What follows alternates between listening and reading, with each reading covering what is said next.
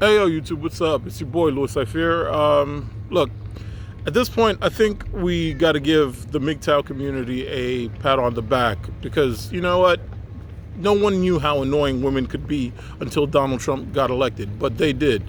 I mean, they saw Joe Biden coming. I remember back in 2008 when the Mgtow really started, they were calling him VAWA Joe. And if you don't know what VAWA Joe is, like the Violence Against Women Act. It's basically the law that says that if the police enter a home that has domestic violence in it, they have to arrest the person who has the propensity to cause the most physical harm, and that's usually the man. And that's where all that stories of, well, I call my wife punched me in the face, I call the cops on here, and the cops arrest me. That's where that came from, Joe Biden. And it looks like he's going to top himself to the point that it's not possible for a rational man to vote for Joe Biden, especially if you're black. He's going to flood your neighborhood with cheap immigrant labor so that you and your family don't get employment. That's surface level shit. But when you actually look at his manifesto, what he is planning to sell to the American public, it's amazing. Like, he's going to elevate the earned income tax credit for children from $1,000 to $6,000. Now that is a luscious, juicy bribe that I don't think any suburbanite Karen could pass up. He's also going to eliminate college debt, which of course is something that I think that the Republicans should have gotten ahead of, but you know what, maybe they can in a later time, provided that they defund the humanities first.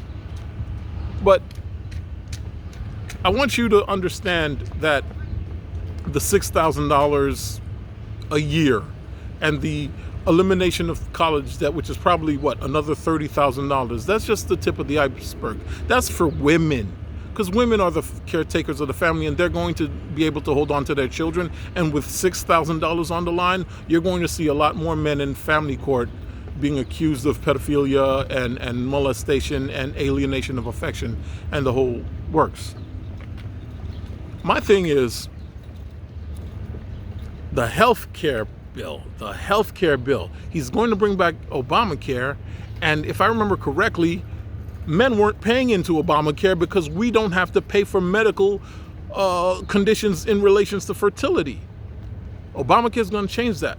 Gentlemen, under Joe Biden, you're going to have to pay for fertility care. You're going to have to pay for birth control. You're going to have to pay for pap smears in your healthcare plan. And it's probably going to run you about $425 a year.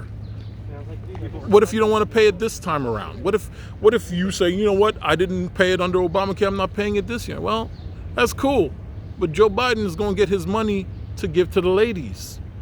He's going to take your tax return. He's going to take all the overtime you do. He's going to take all your surplus pay, and he's going to put it into Medicare. And you know what the sickest shit is that he's not going to check for who's claiming services. He's not going to check who's claiming the $6,000 earned income tax credit. He's not going to check if the person is even a U.S. citizen.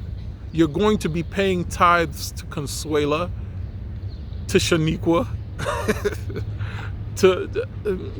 to Russian chicks too.